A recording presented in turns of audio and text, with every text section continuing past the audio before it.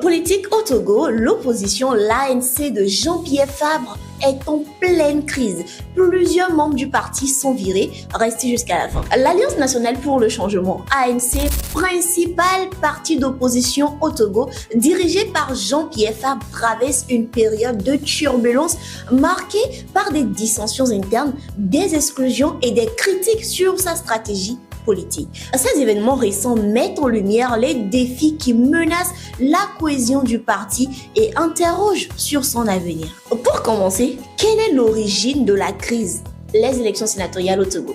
Le parti a décidé de boycotter les élections sénatoriales prévues pour le 15 février prochain, en signe de protestation contre la 5e République et la nouvelle constitution parlementaire au Togo qu'il considère comme recul démocratique. Cependant, cette position a créé des tensions majeures en interne, certains cadres, dont Robert Olympio, contestant cette stratégie.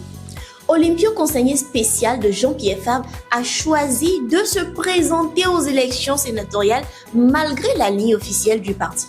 Cette décision, perçue comme un acte de défiance, a cristallisé les divisions internes.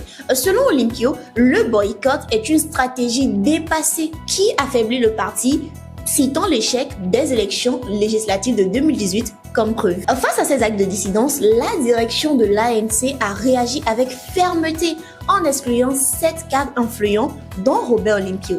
Ces membres sont accusés d'indiscipline caractérisée, notamment pour avoir participé à des processus électoraux que le parti avait décidé de boycotter. En effet, dans une note officielle datée du 24 janvier 2025, Jean-Pierre Fabre a exigé la restitution des biens du parti tout en interdisant aux exclus d'utiliser son nom, son logo et sa couleur. Par ailleurs, le clash entre Éric Dupuy, porte-parole du parti, et Robert Olympio illustre bien l'ampleur des tensions. Pendant que Dupuy parle d'importance de la discipline, Olympio traite cette version de gestion autoritaire, affirmant que ses choix sont guidés par des convictions personnelles et non par de la loyauté aveugle.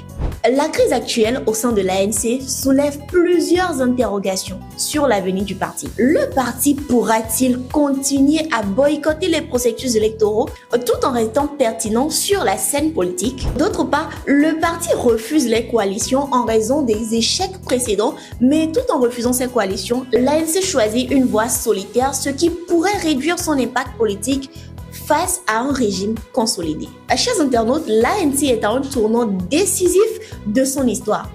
Entre la gestion des dissensions internes, le rejet de la nouvelle constitution et les défis posés par les prochaines échéances électorales, le parti doit revoir ses priorités pour retrouver sa force et son influence. Actu Lomé.